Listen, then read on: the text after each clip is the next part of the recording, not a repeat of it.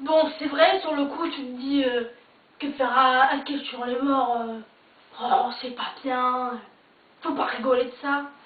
Mais quand t'apprends comment ils sont morts, tu te dis, si, tu peux rigoler de ça. Il y a des mecs, je me demande comment ils sont arrivés vivants jusqu'ici. Il y a un mec, par exemple, il est mort en jouant à la roulette russe. Donc déjà, lui, tu lui dis, t'as gagné. Alors la roulette russe, c'est quoi? C'est tu prends un revolver, tu mets qu'une seule cartouche, tu fais... Et on a passé une bonne soirée ce soir. Donc déjà, jeu à la con. Mais là où le mec a été encore plus con, c'est qu'il avait pas de revolver. Oh, tant pis. Il a pris un pistolet automatique. Donc le coup part tout de suite, ça. Mais moi, je me dis que le mec devait être vraiment joueur, tu vois. Et il y a une chance sur 10 milliards que ça part. On a les couilles, on en a pas. Non, on en a pas, non. Elles sont parties dans les chaussures. Elles sont parties loin, loin, loin. Mais moi, il y a un autre mec aussi que j'aime. Il est mort en prenant des fenêtres. Bon, il est pas mort en disant bonjour, bienvenue à Caparca. Non, il est pas mort comme ça. Le mec, il était aux États-Unis. Il mettait des fenêtres pour un building. Hein. Et il a dit cette fenêtre, voilà, elle résiste absolument à tout. N'importe quoi. Donc le mec, il a commencé à courir près de la fenêtre. Donc déjà, tu te dis, mais qu'il est con. Donc il court, et poum!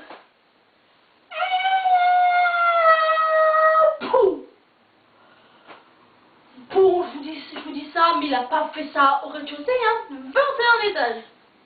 21 étages. Donc le mec, il a mis 21 étages à se dire, ah bah non, je vends de la merde en fait. Hein.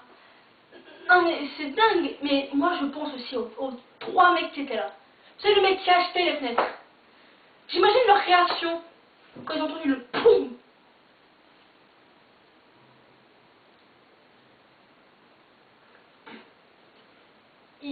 Il va revenir, hein. Il va pas revenir. Mais moi j'ai un préféré parce que celui-là je l'aime parce qu'il a eu le temps de voir sa mort arriver. Alors c'est un mec, il part à la pêche. Bon déjà tu lui il mérite. Donc le mec part à la pêche et c'est un Québécois et il doit aller à la pêche. Mais le lac il est gelé.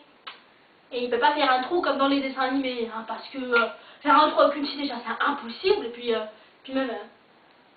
ah, autrement, je suis avoir des glaçons, hein, encore. Bref.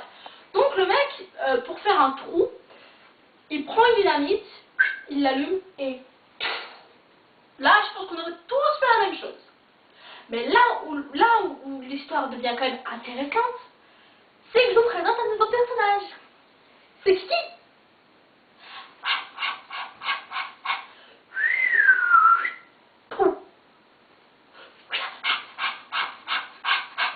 Mais moi, j'aimerais pas être à la place du mec. T'imagines, le mec, il voit son chien partir.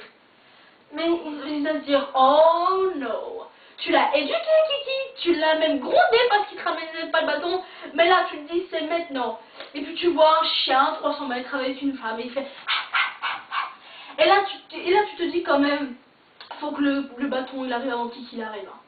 Parce que tu l'aimes, Kiki, t'as pas envie qu'il meure. Mais quand tu le vois arriver avec le bâton, t'as envie qu'il meure.